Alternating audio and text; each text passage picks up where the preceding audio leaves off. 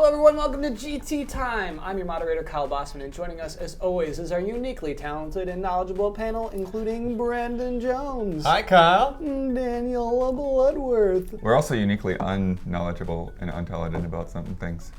And Michael Damiani. Yep. A little quieter today, Kyle. Yeah, a little timid. The hood's up. I thought maybe my ears were I'll like take the jammed hood or off. something. That's not professional. All right, hood's down. For those listening, I had my hood up while we did that intro, so maybe that's why it was a little reduced. Your ET jacket on. Yep. You're right. The little boy put this on ET to make him look like a human. What a dumb movie, right? What? That's rough, man. No, That's look rough. at it now. Look at it now. Ouch. Hey, we're. I feel like the fall season of video games has kicked off, don't you? We're in a season of some sort, for sure. Oh, yeah. Yeah, I worked out what November looks like, and apparently nobody is going to put out a game on the 3rd when Call of Duty comes out. They're all just going to do it the next week. And the week after that. Well, the week 11th after that's pretty specifically. bad too, but the 11th is pretty hilarious. The most complicated day of my year will be November 21st, when the new Pokemon game and the new Smash Brothers game come out on the exact same day. I would imagine Smash wins that.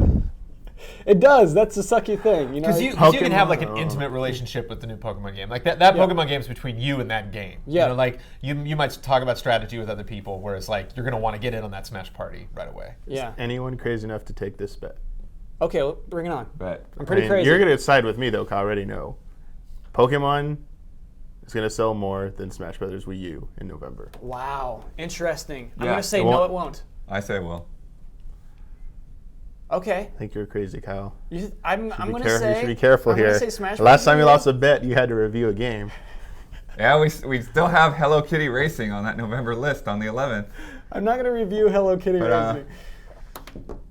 I don't know. I think that traditionally the remakes don't do as well as the newest ones, the X's and Y's in this case. It's super weird to me that it's like becoming a yearly thing, Pokemon games. It's smart that it's a yearly thing. I think. I guess it's smart. It's just weird. Yeah, it is weird. I definitely have kind of stopped caring because of that. I get that. It's a remake, man. It's like it's not a new one. It's don't get too excited. I cared just as much as I didn't yesterday. Yeah. Pretty even for Brandon. Brandon never touched a Pokemon game in his life. I touched the outsides of them. It's gonna be hard to get you into it. What were you doing touching outsides of Pokemon games? I'm just handling them, you know, just like When? taking them off a shelf, looking at it, you know. So you were that Or close just though. moving They stuff. almost had you. Just because you're gonna look at something doesn't mean, you know, Yeah, it like, does. you It's- can go in like the lamp section of it at Home Depot. Doesn't mean you're buying a lamp. I'm not going to pick up a lamp I don't find interesting. You know Right. what I mean? It at least insinuates you But thought the, this was interesting. Right. But the lamp's like up there on a display. Where the game you have to take it off the shelf and look at it. Whereas Yeah. like back in the day, I'm sure I looked at it like, okay, Pokemon Yellow's different day. All right, we'll see what's going on here. I feel like if there was something on that box, you could have it would have been a little closer. You know? I feel like that's they a were whole different close. show. That's, Oh my who knows? gosh. Like a marketing person, like getting you to pick up the box, that's most of the battle. Right. And they did that, and then for you to put it back down, it's like, oh, well, we almost had them. But it wasn't marketing people. It was the fact that all my friends were playing it. So it's like, okay, let's see what they're talking And about then you looked here. at it and like, oh, my friends are stupid, and then you just put it back in. Well, you can't play every game. The 11th is proof of that. You know, Right. so many games are coming out, and Yeah. we're all going to have. Yeah, we won't even. I don't even know if anyone will be able to play both Unity and Rogue. You know. But like two Megan Rue will Assassin's be games able were coming to. out that day, which I'm elated about. But like some people, it's not even on their radar. Yeah. Like whatever. There's 2 more games I don't care about. I'm a rogue man. Yeah, myself. that's exactly. That's what Ian said. Like we went through everything that was coming out on the 11th, and was like, I guess there's no games coming out on. That uncultured swine.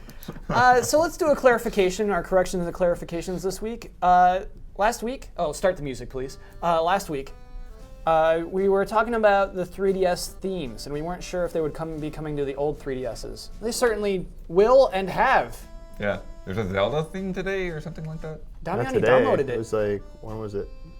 I feel like it was Friday. It was like after our podcast went up, Okay. and it was just like, oh, here it is. Now we're idiots. That was this week. Yeah, well, it was a while. But it was ago. so cool because it plays Zelda music nonstop. Yeah, and so the theme music opening Okay. your 3DS instead of like a kind of just like a wobbly No kind more of music. elevator music. Yeah, it's the Zelda theme. Yeah. And then it plays like menu when you do the button icons to like navigate and actually confirm stuff. It's Zelda menu Yeah. effects. I haven't found any other ones. I'm sure there are other secret sounds hidden in there. There's no secret sound. So you've already Secrets. downloaded this, is what we're saying? Yes. Yeah. I got the blue theme. I highly recommend the blue theme if you have. Do these A cost black- 99 cents or The anything like colors that? are free. The colors are free. Blue is Okay. free baby. But if you want a brown background with gold stars, you got to put down some money. End corrections music. What theme would you go if you could pick one Nintendo game, one Nintendo exclusive game to have a theme of? That's the thing. I don't want that on my console. I don't want it to be like game specific. Do you know what I mean? I'd never get it, but I would kind of want a Captain Rainbow theme. Explain why. Why would you want to make a It had some fun. mockery of It's your had 3DS? It's had some fun like music in that game. That would just that would be great to like have that when you open your 3DS, like you're saying, to have the Captain Rainbow theme pop up, and then just bringing back like bizarro Nintendo characters. You know, honestly, this might be like a personal issue. I don't like to hang up wall art because I get like sick of it. And so like, I don't want to, there's nothing I can imagine wanting to see every time I open up my 3DS. No tattoos for Kyle Bossman. Right. That's why you get multiple themes. Yeah, and you can swap them out. Yeah. The PS3 had that. We had a whole theme conversation last week. Moving on. Moving on, let's talk about news. Drama. Lots of drama this week. Drama. Drama. Video game drama. Here's what happened. Assassin's Creed Unity, everyone. This game we were just talking about comes out November 11th. It's going to be 900p. It's going to be 30 frames per second. Not just on the Xbox One, but also on the PlayStation 4. That's been confirmed. Basically, Ubisoft asserts that there's nothing wrong with that. That basically that's as good as they ever wanted it to be, is what the official statement is. And it's a lot of anger has been returned to that, and like assuming that the Xbox One version was brought down to equal the PS4 version. The PS4 was brought down to equal the Xbox One. My question: is anyone here enraged? Is anyone mad that these two versions are the same? Enraged? No, I'm pretty far from enraged. What are you? I'm curious. I'm curious why. Like, I don't think that's something that's permanent. I think that's something that will eventually go away. Where they're just going to have to. It's the first next-gen game that they've done, exclusively next-gen game that they've done in the Assassin's Creed franchise. So maybe this is just a weird stepping stone to them, like actually being able to push both of these consoles, or having one be separate, or maybe even exclusive or something. But it's just one of those weird decisions at the beginning of a gen that who knows whether they actually all feel that way, or whether. Because there's got to be some people that are pissed at Ubisoft. There's got to be some people that would have those expectations, if we're even talking about it. If us as the press or gamers would have those expectations. But enraged, like, I think it's still going to be a fun game. I think it'll be great. I will never speak for other people, but I have never been that big person like Blu-rays, for example. I have a friend of mine that like his eyes bleed out every time I like don't buy something on a Blu-ray and watch it on like the best DVD player and the best television I can possibly watch. I'm just like.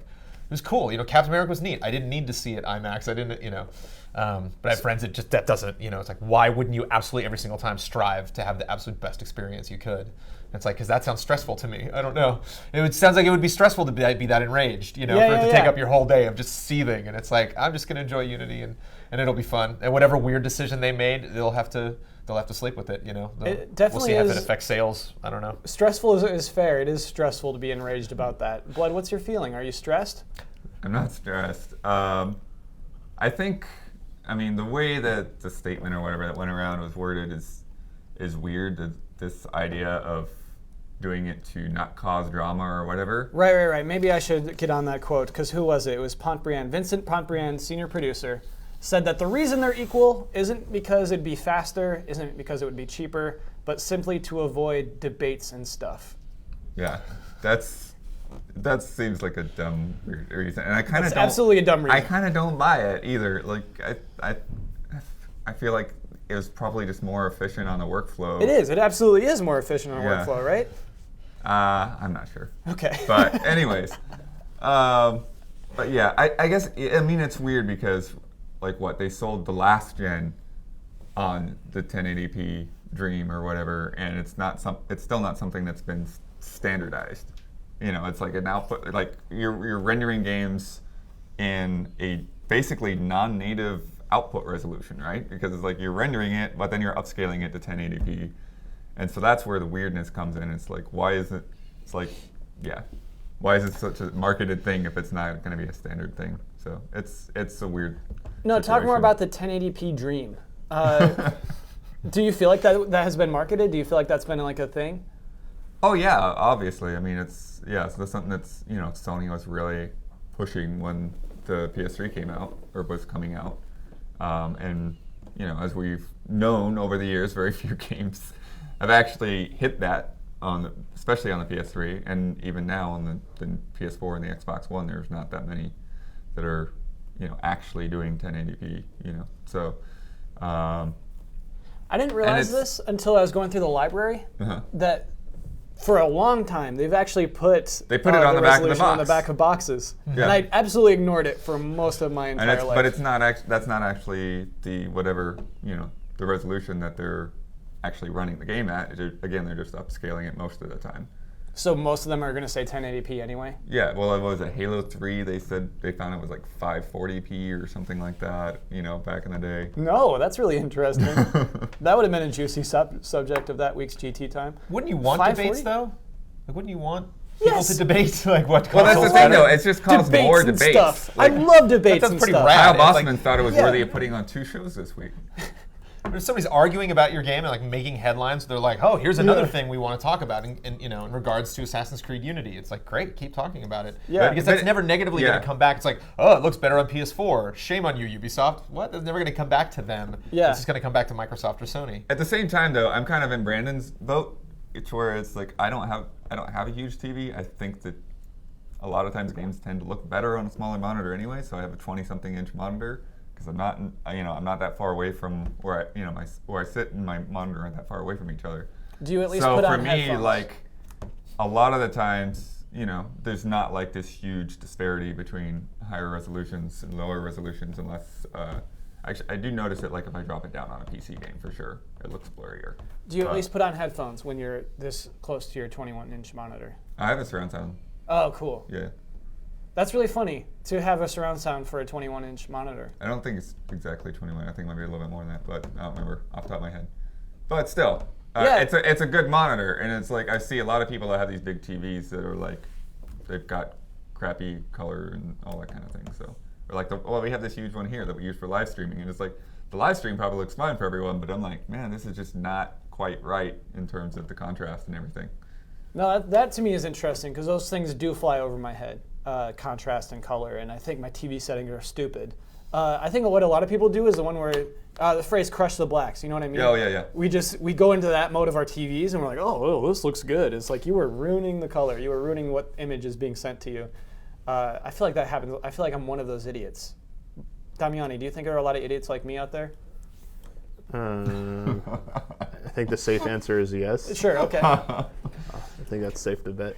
But I think you're an idiot if you don't care like Blood and I, or if you don't know these things, or if you're not in there like meticulously handling stuff, and you're griping about color, And you're enraged. and you're enraged, and you're Sure. saying like, hey, this doesn't hold up. Oh, but I don't know. What's that HDMI cable? I'm What not do I- gonna you know? get too far into it, but yeah, back in the day when the comparison videos were really hot, there was a lot of people telling us to do things that were just wrong. What are you talking about? I'm not gonna go too far into it, but yeah, they were giving us advice on how to set up our systems that was wrong, that would have crushed blacks and things like Oh, that. publishers. Not publishers, like commenters. Oh, I see. Like, this looks stupid. You need to do this and this and this. Yeah. That's funny. You got to be more specific about They were like people. turning on options. Yeah, they were turning on what it wanted us to turn on options. It would have made no difference to the game whatsoever because it was an option for a Blu-ray disc or Yeah. something. Comparison videos. Yeah, it's funny we don't do those anymore, but we do complain about these things. We haven't grown at all. We've not evolved. But basically, what I want to talk about next is not just resolution, but frames per second. Okay, yes. This Yeah. is where Oh, it gets okay, stupid. this This is is where where- it Oh, gets yeah, stupid. We got him. We got We him. got Damiani on board. So why don't you read the thing? Okay, so this was an Yeah. interview with Tech Radar. This is a different developer on Assassin's Creed Unity. This is Nicholas. Oh my gosh, this last name. That's a capital G, that's a U, that's an E with a little accent over it. Guerin? R-I-N. Guerin? Let's say Guerin. Sure. Guerin. Guerin. Garan. Nicolas Guerin? Anyway, he is the world-level design director. His quote is, "At Ubisoft, for a long time, we wanted to push 60 frames per second. I don't think it was a good idea because you don't gain much from 60 frames per second, and it doesn't look like the real thing. It's a bit like the Hobbit movie. It looked really weird. For those simply listening, Damiani is face palming throughout that entire quote. You know, maybe if their combat was better, it would make a bigger difference. Yeah.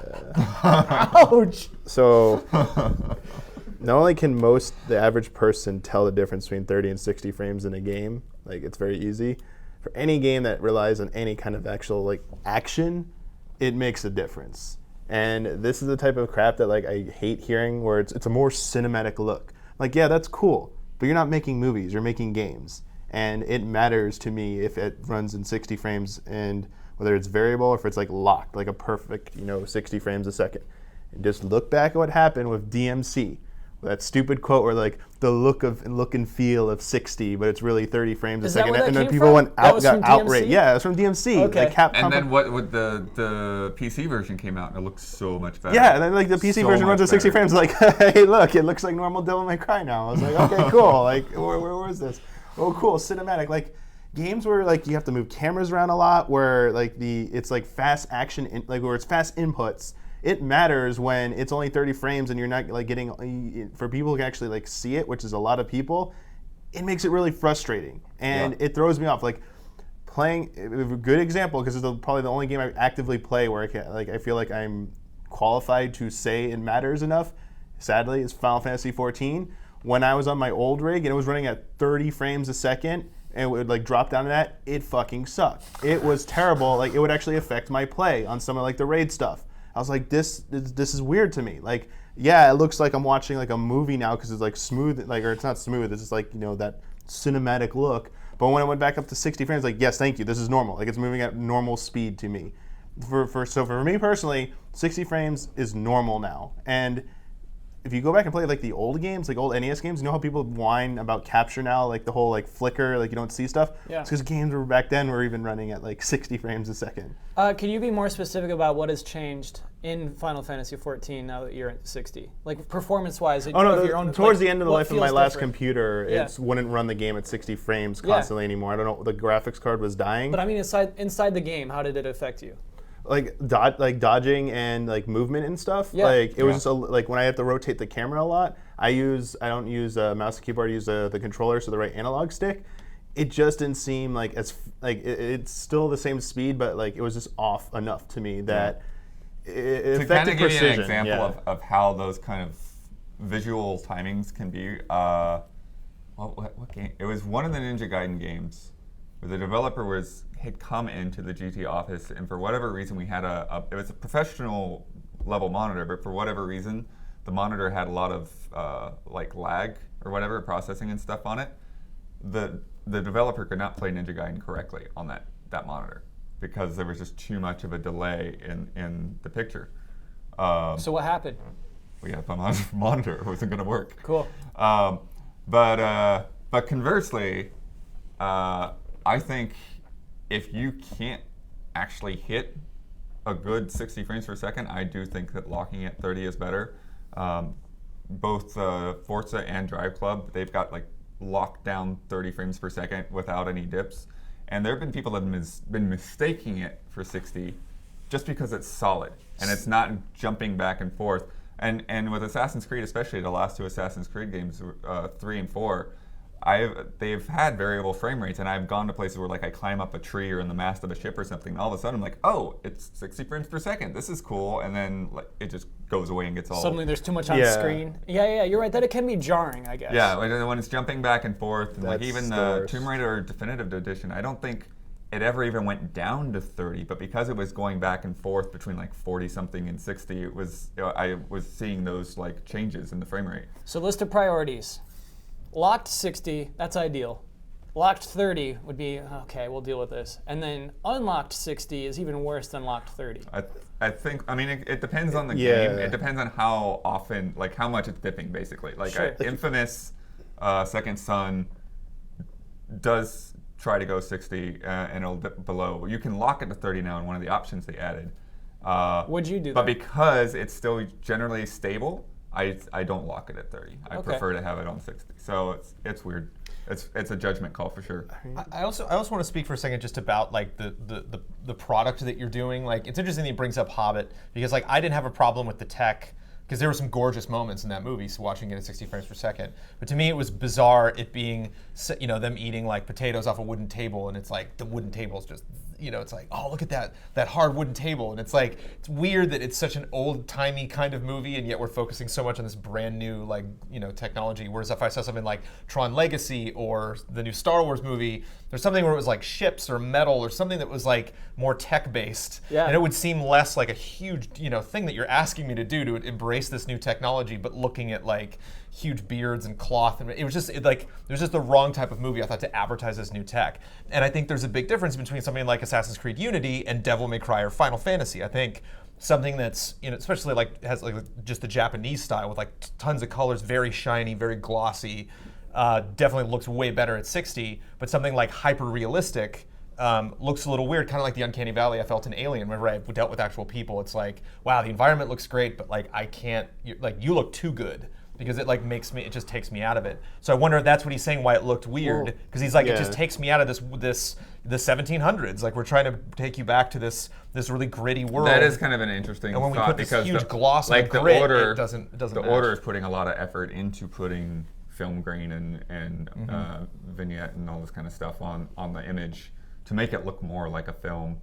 And I think that they'll probably be in a similar boat. I don't remember if they've said anything on frame rate. They probably have, but they will probably go for a 30 or 24 even. You know, if they think that fits the feel of being in 1886. But I cut you off, Mike. What were you saying? So my thing is like when you talked about like being more like realistic, like for me, movies should be 24 frames. When Hobbit was when I saw it in 48 frames.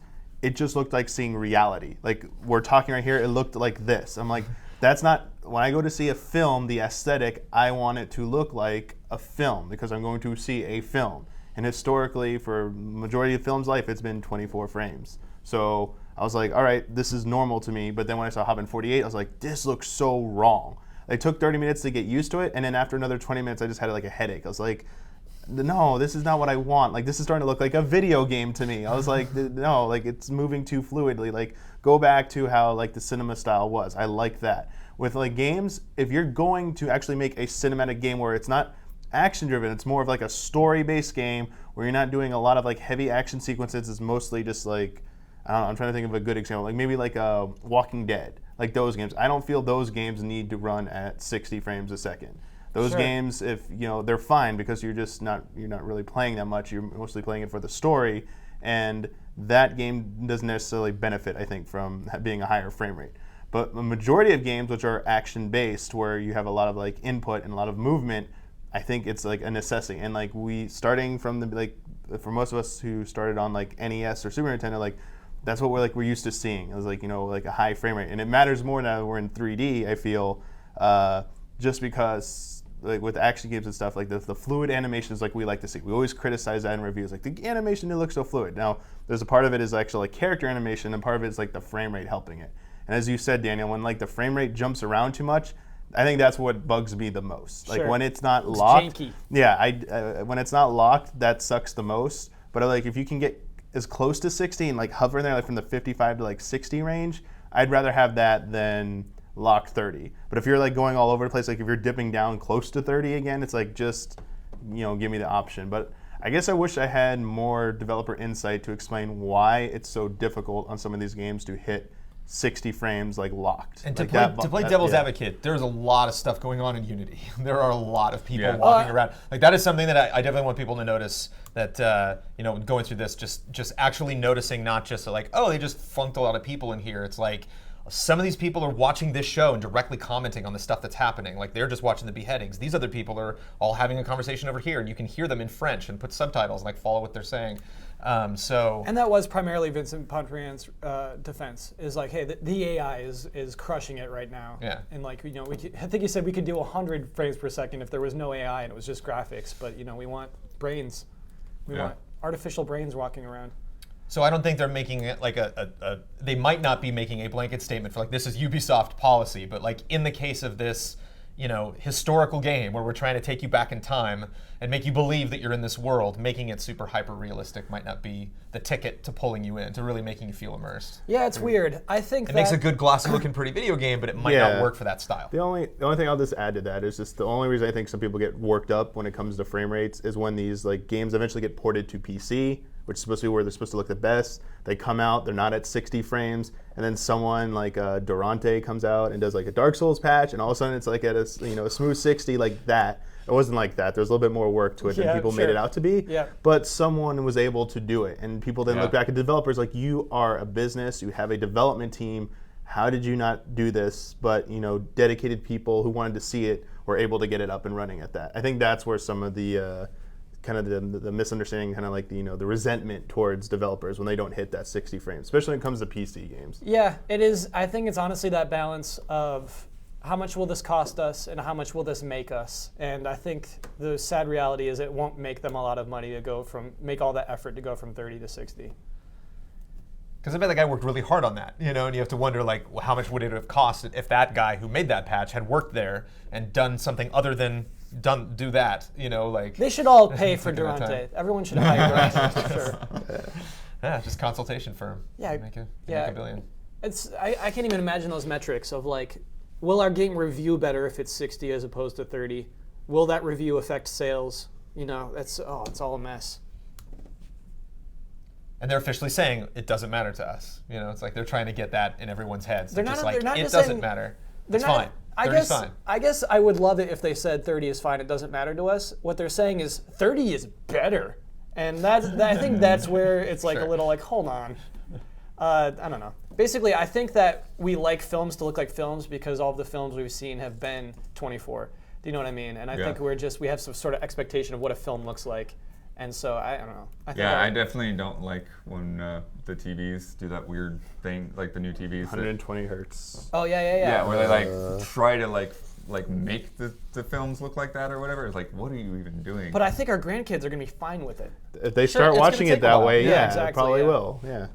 I think they're going to. I always feel like, this films especially should be kept the way that they were shot, aspect ratios and all of that kind of thing, But I think that's just the way our dumb brains are accustomed to them, though. But I mean, if they were shot that way and they had a vision that way. Blood's an archivist. He's our librarian, so you're not gonna wrestle that away from him. Oh my gosh, more drama. Next news story, we got more drama. It's just getting thicker. Okay. DriveClub was released this week.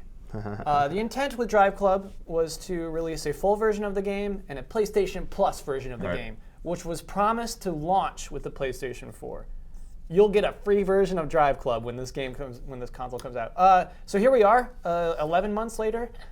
DriveClub was not released this week as a free version for PS Plus members due to server issues. Yeah. The game was pulled. No, I have insight onto this for sure. Ooh, what's your insight onto this? Okay, well, I mean, first of all, funny story about my review. I played last week. I was online the whole week. Yeah. And I'd been seeing intermittent server issues and stuff like that. But of course, like they're telling me is like, yeah, we're working on the servers and everything like that. And so I was like, I never know like when these issues. I wasn't clear like on when these issues were like really issues or whether somebody was just like pulling wires, backstage somewhere, right? So I was like, I was like really hesitant about commenting on these issues in the review. Oh, because most of them are temporary. Because I didn't know like, okay, when this goes live, will this even be anything? Or am I just going to be like talking out of the air? But I'm glad I kept them in there because now that it's gone live, since launch day, I have not been able to be online at all. There's like a queue of people trying to, like when somebody goes off, then somebody else can get an online connection and that kind of thing. It's like a club? It's like a dance club? It's kind of weird, yeah. So DriveClub is a dance club. Yeah, so there are a lot of people out there that are not experiencing the game the way it's intended. Yeah. Because they're not in a club, they're not getting that XP into the club as they're going through the single player, and which means that they're not unlocking certain cars, and then you're not getting all the challenges and stuff back and forth. Which I think it's going to be weird for those people that like are going to end up getting through the entire single player campaign, and then the challenges because they're not going to be all happening at the same time. Blood, may I use the word unacceptable? It's a bit What is the problem? Why? It's more. I can defend apparently there's more demand than they expected. Yeah, and I can actually, totally defend it. Yeah. And honestly, like the weird thing is my DriveClub review in like just a couple of days has already done more than the Forza Horizon 2 review. Oh, So it does what does show. that mean? I mean, get out of here I with think that. it shows that there's more people that are curious about DriveClub. They knew what There's to more. expect. There's more drama. That's for sure. There- Yeah, absolutely they knew what drama. to expect out of Drama. Forza. They didn't know what to expect out of DriveClub. All right, Brandon, let's hear your But- defense. Let's hear your defense of this. Um, Why is it okay that people can't use a primary feature of this game right now? Because purchasing servers and setting up servers to run an online game is nothing that any of us in this industry have ever done, ever. Yeah. So yeah. it's pretty awesome when we can get up on our high horse and be like, this shouldn't have happened. It's like, oh really? How many server farms have you run? Like, do you understand? Do you have any idea like how this stuff works? And keep in mind, like I'm sure there's somebody out there that's a fan of the show that's like, wow, Brandon doesn't know what he's talking about. I don't. I do not buy servers. I don't run them. But I do know that it's kind of like stocking your fridge. It's like sometimes your fridge has too much crap in it, sometimes it doesn't, and it all depends on demand. And so that scales up, and there's going to be more people playing each game. They're going to need more servers, and those baby steps, as far as incrementally deciding how much you're going to buy and how that affects how much your game is going to sell and how much you're budgeting to make your game. Yeah. There's no perfect science for it because it's all based on question mark number of people that on any given day are going to decide to play your game. Yeah. There's no way to quantify that. If you knew the answer to that, then you'd know the answer to marketing. Then you'd know the answer to it's like. You'd be able to just sit back and coast through the entire development process because it's just like, oh, we have all the answers right there. Like, that's the big question. How many people are going to buy our game? We don't know, And that blows my mind. Games that, as a gamer, because I'm always cooped up here at HQ, and over the last like 2 or 3 months, I've gone out and met a lot of people in the games industry that I've never met before, and it's hilarious to me to meet people on the dawn of a game that's about to come out that I'm like, man, this game is going to be gangbusters, and they're like, you think? And I'm like, well, you really? You're this scared? Like right before it comes out? Like they have no idea. It's like. We can hope. I don't know. I would think they'd have a little bit better metrics on it with all the people that were preloading and everything like that. It's there's weird. metrics and then there's money. It's like like they can make whatever case they want, but they have to convince their publisher, or their parent company, or whatever to be like, no, we need to do this. And I mean, case in point, Call of Duty is a great example of that. Like they have a lot of money, a lot of resources, a lot of power, and it's very rare that you hear something weird happening because they just blow out that budget, but they're like, we cannot afford for this game not to work on that weekend. Whereas everybody else's, DriveClub got delayed. There were all these weird issues with it, and so it's like, we can't, this is not something that we're just gonna, put as much money as we possibly can into because this just has to work. It's like, no, let's be very conservative. We'll see how it does, and then we'll adjust it after that. Yeah, the analogy I was going to make was you got a wedding, you buy too much food. You know you're getting too much food. You just buy too much food. It's a wedding, and then you have lots of leftovers, and you're like, it's okay. However, you're right. These are businesses. You get married once in your life. These guys have to release games every 3, 4, 6, 8, 10, 12 months. Yeah, I get the sympathy. I do. I'm not saying they didn't make a mistake. Every time this happens, every time servers don't work, somebody screwed up. Somebody didn't do the math correctly. I just forgive that mistake, especially if. Like you're saying, like you address the issue. You jump out in there with the community and we say, we know it's not working. We're on it. Even Hearthstone doesn't work sometimes. I'll jump on and it's like, it's funny to see my wife get all pissed off. Just like, what's this? And it's like, come on. I mean, the fact is, this shop is open 24/7. This is a game you can play any old time. Wait, does your wife play too? My wife's all over Hearthstone, man. Yeah, my wife destroys me at that game. That's cool. That's really cool. Yeah. I like build my own decks and like, I'm happy that I won with this deck a couple of times because I built it by myself. And she's like, no, she's got all her expert. She's got one death rattle deck that's just like, there's no way, there's nothing you can do. You can get lucky sometimes, but it just, I like that you're willing to build your own decks. To me, that's the fun of it. It's just like, okay, I got to. Because I got to get better at these games. I'm terrible at card games, so I'm like trying to educate myself. But it just, even the biggest companies in the world, sometimes it doesn't go wrong, or sometimes the servers just don't work. So I want to pull back for a sec, and I want to look at.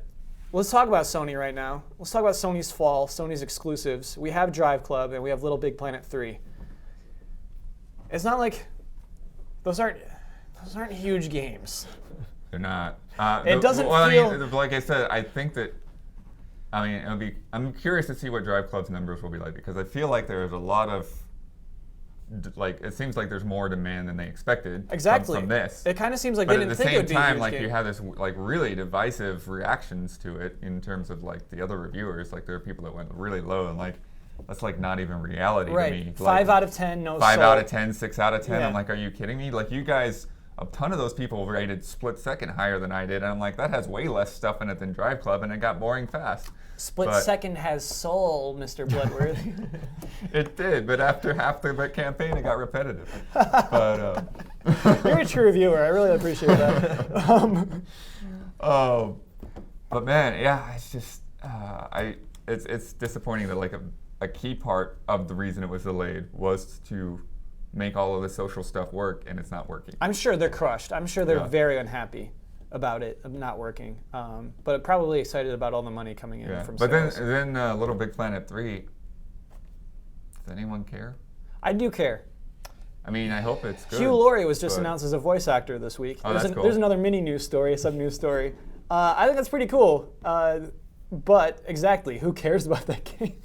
It seems like Sony. I guess what I wanted to get at is it seems like Sony doesn't care about DriveClub, and it seems like Sony doesn't care about Little Big Planet. It doesn't seem like they're pushing. That it is very true. hard. Like I don't feel like I've seen any kind Yeah. of push on Little Big Planet, and that's Right. why I don't care. Is because I don't know. You've got the extra characters, cool, and they control better. That's great, but I don't know. Other than that, I don't know why I should be excited for it. Hugh Laurie. Multiple characters, right? Yeah, exactly. It's on next-gen consoles. Exactly that. And I wonder, to the panel, do you think that Sony's fall right now is an intentional choice, to give room to third-party developers, or is this clearly like they wanted a better fall, but next-gen development is hard and they had to delay everything out of it? I'll buy that. Yeah, they Just to definitely start delayed things the out. order. Yeah. Yeah. I don't need to go on and on about it. Right. I think it's pretty simple. I mean, they're in the lead. They're doing great. This isn't going to really hurt them. And like you're saying, like they don't. Granted, I didn't play a lot of Little Big Planet 2. I played a lot of the first game, but I'm not. I don't. You saying it's next gen for the first time, I think is the first time I really registered that. So I think that's probably the best sell that they have. If they had waited and this was Little Big Planet 2, like coming out on the next console, and they approached Little Big Planet as something more of like, this is this new concept that we've done, and you can run with this through the whole gen and just have a lot of fun. But if it's like every now and then you're going to get an update or a sequel, who knows? Some will be bigger than others, maybe. It's like Yeah. just kind of. And it's also, like, I think, it has that weird little bit that is, it's not a media molecule Right. working on it, so. And it's just a bunch of new characters. And they're like, and some other tiny little updates. It It's like, feels you need kind of something more like else. an expansion pack for whatever reason. It yeah. absolutely does feel like that. It doesn't feel like Sackboy is Sony's Mario. It doesn't get that kind of treatment, And I guess, do you think it deserves that kind of treatment, or is this probably the smart way to handle that game? That might feel weird if they were really playing it up. Right. And they were really talking about like Little Big Planet is like their big thing Yeah. for this season. That would feel weird, I think. So maybe it's smart. It's definitely a game that has, the long tail or whatever. Like people will keep buying it later, not just at launch, but down the road because it is a good family-friendly game, and you plop it in and play, with your kids on the couch, or you can get online and play with, your siblings or whatever. And I've definitely run into a lot of people that play Little Big Planet that, it's like, oh really? I wouldn't have thought they would. That's funny. It's a good game to get free on Plus in like a year. No. I don't like that. That actually really bugs me. It also has. I mean, this is kind of a maybe a negative thing to some people, but it also has a long tail in terms of all the stuff that they put out for download, all the costume packs and level packs, and They've already shown the Metal Gear Solid 5 costumes, and they're Yeah. really Yeah. cool. So you need to have that, which is again why it feels like something that they felt the need to do. It was like, okay, we'll do that, as instead of like, no, wait, you should be really excited because we're doing this brand new crazy thing that we've never done before. It's just like, nope, another one, more stuff. Yeah, it That's does what feel like that. That's what it feels like to me. Damiani, are you disappointed in how Sony's handled this fall? This is the big fall. This is the holiday season. They have nothing coming out. Are you disappointed by that? Yeah, I'm a little bummed. It's like no big games coming out that I care about. I think they're just waiting for Bloodborne. I think all the money and all that effort is like, hey, February. I It's not too agree. long from now. Guess what? After November's done, it's going to be like, Bloodborne. You've wanted this game. You've been waiting for this game. Like, this is the reason you bought your PS4.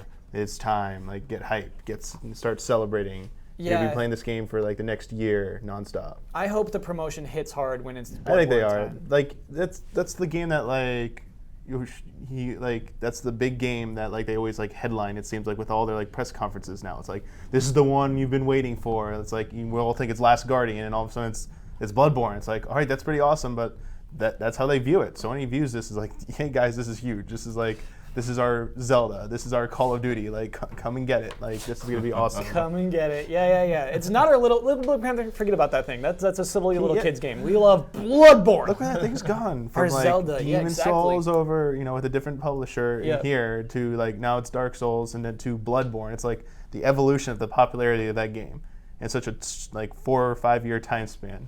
How like big that's become. Yeah, they fought hard. Who for would have it, I thought think. like a game like that type of game would become like this is like one of the marquee titles that Good point. we're pushing. Because Demon Souls was Atlas.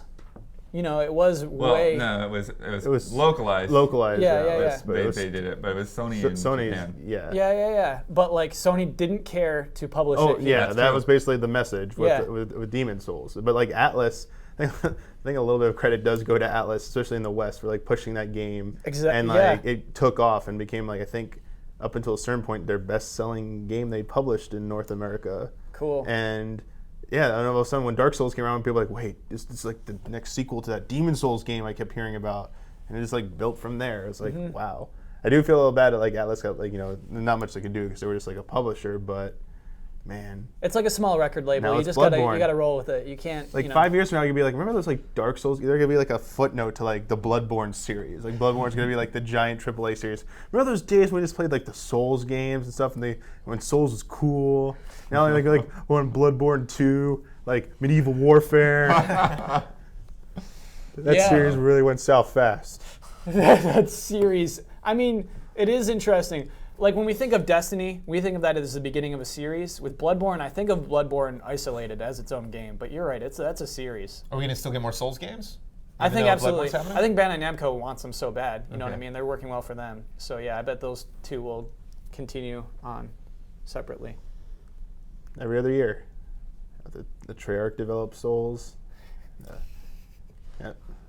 The Treyarch Alternating developed years. Souls. Soul man. series. Zombie Magpie. So while we're deep into Damiani Troll Zone, let's move to our next news story. Right up his alley. Kingdom Hearts 3. Wait now, yes. is he laughing at what you were talking about, or can you literally just say that at any time? Can I just walk can into just his walk down office his and like, cubicle, hey, Damiani, Kingdom Hearts 3. Kingdom Hearts 3 will be using Unreal Engine 4. While previously this game was announced to be using Square Enix's own engine called Luminous Engine. Oh, Square Enix. So Why Damiani, you yeah, do make this this to clear to me? us. Why are you laughing? What's going on? Oh, it's like on multiple layers why this is amusing. How much money and time went down the drain into Luminous and whatever the hell. And this is now the second time that they've tried to develop an in-house engine, and it's just like, nope, we're not going to use it for First like one 1 was year. Crystal Engine. What was it Crystal called? Tools. Crystal Tools. And Final Fantasy 13. And it's like, oh, cool, Crystal Tools. Oh, no, we're not using that anymore after 13's out. That's Luminous Engine. Oh, man, amazing showing at E3 2012. And like this Agnes Philosophy demo. This is the future, excited. And like one of the lead guys, Hashimoto, the part he worked for Sega before. Was that 2013? No, it was 2012. E3 2012 was Agnes Philosophy. Yeah.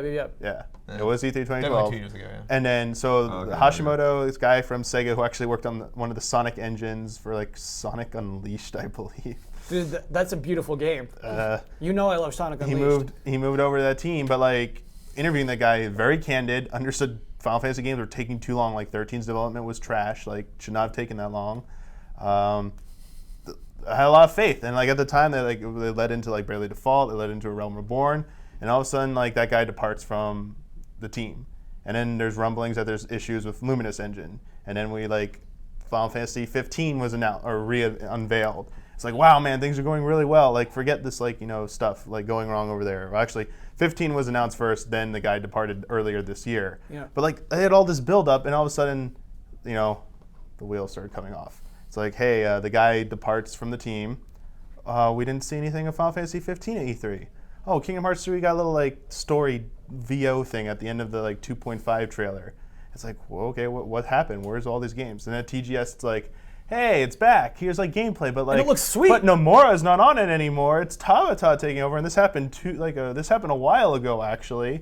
And now we find out that like Nomura's on Kingdom Hearts 3, and they had that quote that said like we're having trouble with the engine and stuff that came out, and then all of a sudden it's like it's because we're going over to Unreal Engine 4. Yeah. And it's like, wow, Square Enix, twice now. You've wasted how many years and how much money on in-game engines when you could have just used someone else's engine. Engines, yeah. Just use middleware and just go through the normal process like everyone else and get your games out faster. But on the other level, there's a bunch of people are like, oh no, Unreal Engine, they all look the same. So all Unreal games look the same. Now like Final Fantasy's gonna look like an Unreal game and it's gonna look the same as everything else. I don't think it's a valid concern. That, I think, there's no way. I mean, every game kind of looks like Unreal.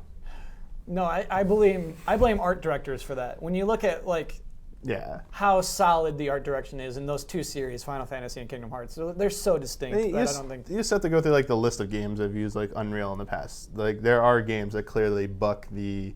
They have a good, or let me say, they have a different aesthetic than you're used to associating with the so-called Unreal look, which I think gets is a bad rap. Honestly, it's fair sometimes. Like Transformers were for Cybertron. Sometimes gross stuff happens. You're like, oh, Unreal. Like when it's like a texture like loading in all blurry and gross and everything. I don't think that's a problem with Unreal Engine 4. Everything so far has been gorgeous. Yeah, they even have like there's a good like tech demo out there that shows like a more. It looks like what's that? Rhyme. That's the new one coming out. It looks kind of. It might have actually been Rhyme. It looks like Rhyme. It looks like that kind of like cell shaded look. It's really good looking. I was like, all right, that's possible with Unreal Engine 4. And it's distinct. Yeah, and the other thing is like they said like they're working hand in hand with Epic Games. Like get Kingdom Hearts' engine up and running on Unreal Engine 4, and it sounds like Epic's gonna like leap at this. Like wow, Square Enix is coming to us. Like finally, like a big Japanese developer is coming to us. Like this is it. Like this is our foothold to get the other Japanese developers to follow. Like they want this to like work out with Square Enix. Tekken 7 also using Unreal Engine, which is really interesting. I mean, it's a good sign, but I think this Kingdom Hearts 3 using it, I think is a bigger deal. I think that is a huge thing, especially if it doesn't take too long to come out now. If we see that game by 2016 somehow, and it's on Unreal Engine 4, and it's somehow like actually the aesthetic looks really good still, and it's a done deal. Like you're gonna see like almost every other Japanese publisher being like, all right, forget our in-house engines. Like, we're going with like middleware and stuff. About the game coming out soon. So this news story was released in Famitsu with an interview with Nomura. They asked him, how the game's coming along. Here's the quote. Right now, we're doing the scenario writing and world selection. I'm also making the new outfits for Sora and Riku. Mm-hmm. This is typical Nomura stuff. I mean, have you not seen what he's been working on lately? Did you not see the new Catwoman figure he designed? Have you seen the new Hatsune Miku he designed? That guy is like designing. You're gonna see Hatsune Miku outfit in Final Fantasy 15 and Kingdom Hearts 3. He's great. He's really good at those things. I actually like his weird Catwoman. Catwoman's gonna be a villain in Metal Gear Rising 2. It looks like a boss. That is highly discouraging to me. That quote. That to me insinuates that this is far, far early, very early in development. World selection, that's like the first thing you do. The director of this game said in an interview, I'm designing the new outfits. The director of the game. I think I don't know. I think there's going to be more watchful eyes on him. I don't think that's I don't think it's going to take as long as people think it is. I think that time is over. And I think honestly going to Unreal Engine will make it move along swiftly, I hope. Development, you know what I mean? Like Tekken 7 is playable right now, which is crazy because it was nothing a year ago, I feel like. And so that's crazy. It does speed along development. It's a good engine, basically. I don't know. Brandon, have you ever heard of a director of a game single-handedly designing the outfits for its main characters, though? I'm actually going to abstain from talking about Nomura. Sure. You don't want me. He said this about Versus 13 a while ago. There's a huge article that said, I finally finished design of the characters. Character design is now complete. I was like, okay. Here's the thing, though. Like, I recognize that it might make me sound closed-minded because those things are important. Your character designs are incredibly important with a video game, and he at least has a style. He has a unique thing that he is going for, and so yeah, there is that. I guess I can see why it's important to design the new outfits. Like Kingdom Hearts 1 and Kingdom Hearts 2, Sora had like a different look in each. It was pretty important. Yeah, they gotta get it right, and they gotta get it right in 3. I can imagine Sora's look in Cage 3 being like one of the major factors. And plus, they gotta deal with Disney. You know, it's like Disney owns the shoes, and like Square Enix owns like the shirt, and like the shoes are a little too big this year. Yeah, all right, I'm kidding. Yeah, it's like that announcement, like yeah. revealing like what he, his new sword, and like the Keyblade and everything, like that new style, like that's enough to hold that game for like 5 months. Like after you announce that, you don't have to say anything for that game, and that's what frustrates me about if he's that. designing like the world stuff's kind of important too, because they have to go through Disney for that stuff. And there have been hints like people were just straight up reporting in Japan like, oh, Frozen's gonna be in the new one, and they had to go like, we've not said anything about Frozen being in the game at this point. We have not selected Frozen, but you have to imagine like all these new properties, like people like you got to do Toy Story, like. You know how Disney is with like crossing over their franchises. They're very like apprehensive to doing that. Like Infinity felt like they made a whole speech about Pirates Infinity. Wasn't in there because it was relevant. Like Pirates was in there because those movies were out. So Yeah. it's like they're getting Big Hero 6 is going to be a world. But like Disney, Frozen's going to be a world. But like Disney is just like very like selective about what they want in there. Finding Nemo's going to be a world because then that one new sequel's coming out. Like, that show Once Upon a Time on ABC. Why are you bringing up all of these things I hate more than life itself? Because they did a Frozen episode of Once Upon a Time on I know, ABC. dude. No, don't. So remember like the Little Mermaid like musical sequence. You're gonna have that Frozen musical sequence. That's actually a good idea. That's a good Sora idea. and I don't know any of the characters in Frozen. I'm sorry, I have not seen it. The snowman, the moose. They're all gonna like sing and stuff together. Yeah. There's gonna be a giant musical sequence in there. It's like a Katamari. It literally like reminds me of Katamari. A giant snowball that just eats everything. But like it doesn't matter if it makes sense. Just like I'm gonna get you and then you, and you get like a story of a remake of a movie, of a reference of a thing that's now partners with another thing that was inspired by another franchise, but other characters between them, and it's just I think that's way cynical. What about like Steamboat Willie level in Kingdom Hearts 2? It's great, but I don't. Steamboat Willie doesn't have a plot. Like you don't think about the lore of Steamboat Willie like that really matters to you. Whereas like there are people that the lore of Kingdom Hearts really matters to them, and the lore of Kingdom Hearts, I really have to start. And I know the whole damn thing. I'm not like an outside advisor. I produced the Kingdom Hearts timeline with you when we worked on that. I read that script 1 billion times. Like I'm really You probably know I'm more on the ground level. Like I'm I mean the Disney worlds aren't necessarily like integral to the story, which is kind of like sad they didn't go that route. They tried a little bit with one. With the princesses. With the princesses and Maleficent being pretty much the main villain until the end. And who knows if they do something again because she's still kind of like hanging around. But I think one of the big like reveals of Kingdom Hearts and the big deal is what worlds are they going to pick. And it's not because of the story, it's because you want to go play in that world and see like these Square Enix characters mingling with Disney characters. But it's like Smash Brothers. Like imagine if there was like a whole cult of people that was like way into Smash Brothers. Like when Subspace Emissary came out, I was like, oh, this is it. This is oh man, this is bigger than the Mario games. You're like, what are you talking? What? No, it's that mode where they all get together and you can have fun. It was like, no. This is a whole, forget the next Zelda game. It's about Subspace Emissary. And it's like, no, it didn't happen because, I don't know, those characters are a different vibe or something, or maybe they're already games related, so it doesn't feel like such a weird crossover. But to me, that's what Kingdom Hearts should have been. It should have been like, it's just fun that they're together. Don't take this too seriously because it doesn't make sense. And they're like, now Anna. That's the kind of thing. Like they had been kind of pushing away the Disney shit. Right. Like the Disney shit is almost like secondary to whatever the actual story is in those games, which is kind of sad. And then Final Fantasy characters have been pushed even further to the side. It's like Oh, they were even in it. They were that barely new in it. 2.5 trailer that they just put out is like the Final Fantasy characters in there in like 2 scenes. It's like I think Squall and Aerith talk once, and then you see a shot of like Cloud and I forget the other guy, Cloud and Sora like back to back, and it's like, wait, these were like big deals. Now it's like it's not even like that big of a deal anymore. It kind of sucks. The 10-2 charactars were just fairies in that game. Yeah, it's come on, like you gotta get back to that. Like I want Avengers in there, I want Star Wars in there, I want Disney characters in there. Like I want to sort of like I want it to be a giant party and stuff. Like it's like main villains are like coming out. They got like time travel shit. They got like 13 members. They got a whole army. It's like it's time for the good guys to get some like reinforcements here. It's like time to call in the Avengers. It's like come in and help and stuff. Call in the Jedi. It's like what's up. Play as Mickey. Yeah, and I apologize to anybody who's really into I don't want to discourage anyone who loves Kingdom Hearts and be like, you're dumb or you don't know what you're talking about. Bless you for loving that series. And if they came out, like, if they had like a mobile game, if they came out a 3DS game that was literally just Sora goes to Disneyland, like, I would play that 5 times. You know, so That's a good idea. I understand just like being in love with something and That's a good idea. And cherishing each installment of it. But yeah, tangent.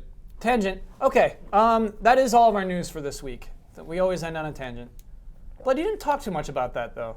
I'm not that into Kingdom Hearts. I haven't played them. Whoa. Okay, someone's too cool for a Disney RPG. Let's do our bets. Let's do our closing bet for this week. Borderlands, the pre-sequel launches next week. Could be big or could be nothing. It's weird. I really don't know how to gauge that, how big that release will be. Yeah. Speaking of, my review's going to be late. I won't go into why it's nothing wrong with the game or anything like that. Just weird technical behind-the-scenes stuff. You heard it here first. So Breaking sorry. news.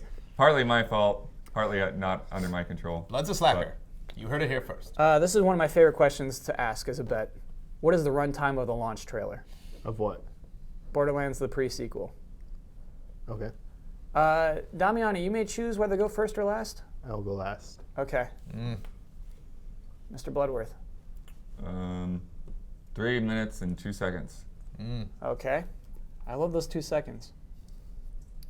2:30. Trailer expert makes a very wise choice.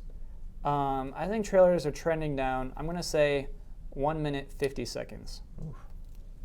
Michael Damiani. Ooh. 2 minutes. 2 minutes flat. Okay, those are our bets. Let's lock them in. Okay, last week's bet is how many Yaz Sakurai's launch day post. Yeah. He always posts a Miiverse every day, every weekday. He's posting a Miiverse. He's saying, here's a little thing about Smash Bros. And then so on the release date for the 3DS, he had a big one. How many Yaz would that get? This post had a record 11,629 Yaz.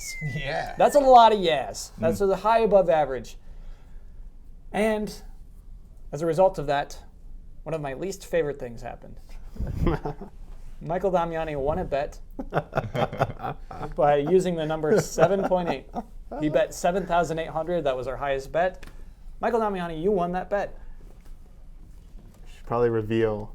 Like I made like a secret deal. Like 7.8 is like this magic number that always wins. It's Seven- like lost. seven It's- is a very it's popular terrifying. number. Yeah. 7.8 though. A lot of us bet in the sevens, but Damiani bet highest with the 7.8. If you went out into the world and asked 1,000 people to pick a number, 7 would be the It's a biggest lucky number. Yeah. It's just that number. 7.8. People dig it. But 7.8, it is. It's like lost. It's like keep It's like coming it's back. kind of like yeah. the universe is telling me that I was right with that It's score. not at all what the universe is doing. Yeah, I feel like it's asking you to Just reconsider. reinforcing this, like, what a good number you picked. Like, keep believing in that number. No, I think the universe is Don't saying listen to all those people out there who are these crazy, insane people who don't know any better. like a nearly flawless game, like as close to perfect as a game can become, and it's like let's give it a 7. I mean, you're talking about A Link to the Past. No, I'm talking about Wind Waker. Okay, so Michael Damiani, I should shut up because you have now earned the right to close out the show and plug any video you want. Yeah, I kind of wish I thought of a troll for you. I bet you didn't expect to win. Yeah, I would. Yeah, I kind of didn't. Man, the end this troll perfectly would have been to like plug the Wind Waker HD review. I really don't want to do that. So, man, I don't know what video to plug. I really didn't think I was gonna win. What's Pop Fiction this week? No, there's Pop Facts this week, but wait, there's something else we're doing. Whoa, what did we do recently? Tales of Hearts. Tales of Hearts is up, although I'm gonna be honest, like they just sent us 40 minutes of footage to watch and basically narrate. I was like, I wish I actually got to play that. No, you know what? People should watch our. Oh, we haven't done it yet, and this is gonna be up today. Damn it! You can do future videos. You can plug a future No, video. I didn't tell people to watch the stream, Dave. I forgot this goes up tomorrow. Well, you can say watch our live streams every day. You know what? I'm gonna tell people to look forward to watching our Smash Brothers Wii U review. In Wow. A month from Okay. now. Okay. That's the largest Remember future this plug. date. Please enjoy. It's not a hint. Because I don't know what score I'm giving that game, but if it somehow gets a 7.8, It's not going to get a 7. Gosh, I hope not. then the universe is cool. You might have to have some editorial oversight. By the way, sorry. Okay, Before, so we'll- before yeah, you close charge out, here. before We'll you close do out the the real. show, I got to do our tallies. Okay, do it. And then think about an actual video you want to play. I will. Okay, Brandon Jones has 3 points. Kyle Bossman has 6. Michael Damiani now has 8, only 2 behind Daniel Bloodworth at 10 points. You're creeping up on him with your 7.8s. I feel like you've won 4 7.8 bets. I know. Okay. All right, so if you haven't watched already, go watch this week's Pop Facts episode. It's another one that has to deal with the Star Fox Easter egg, giving Star Fox some love because Nintendo needs to make another good Star Fox game. And I didn't know this one. It's a good one. Oh, cool. That was very clever. Yeah, some people might say it's like a stretch, but I think it's pretty obvious. Yeah. Like what it is. I like it. I buy So it. yeah, check it out. If you already knew it, that's cool. Not all of them are unique and unknown things. It's just a spotlight. Yeah. Yeah. But I mean, it goes along with like what we did the last week one with Bayonetta 2. And if you don't care about spoilers, you should watch that one too, because that Easter egg is mind blowing. Just use the Star Fox outfit in the final level of the game when you get there if you don't want to actually watch it. So as always, you can follow our Twitter handles, which start at Kyle and come towards me, I believe is the order they appear in. And we'll be back. No? Damn it. Well, they do this. Ian screwed it up. No, you get to dictate it. Yeah. So now it goes from me to Kyle in the correct order here. Thanks for watching, and be sure to check us out next week. And thanks again. Later. I love Michael Damiani, what's in your mug? All right, so you have something that is not troll this time. So here I have a box Okay. in here. So to describe to listeners, that is a small black box. I know. No, nothing Now on next. No, next. there's a Triforce on top. it. Uh-oh, there's a Triforce on top. Uh-oh. Okay, so maybe a Triforce ring? You know what? One day this will be sad if this is the box I used to propose to somebody. That won't be but sad. Not gonna happen. That would be sad. She'll be yes. so charmed. Get out of here. Oh no! Look at that. Aw. All right, It is a Triforce pin. Solid gold. No, it's not solid gold. I think it's like just plated gold or something. It looks So gold. these, you got this if you were a user moderator on Nintendo's forums like roughly a decade ago. What? Okay. Yeah. That is exclusive, dude. And yeah, That is crazy. I was like, oh, cool. Like, I was just like, all right, cool. I got like, at the time you got like a green, your name turned green essentially. And you got like a Triforce icon Yeah. on the forum. It's like, oh, that's cool. That's all I wanted was the Triforce by my name. And all of a sudden in the mail one day, we get like this thing. And I'm like, what is this? It's like in a box with a Triforce on it. I'm like, oh, no way it was in here. And it's like this Triforce pin. I'm like, Oh my no, man, word. this is amazing. Holy cow. It's pretty cool. That is a treasure. That is a true pretty treasure. cool. That thing's pretty cool.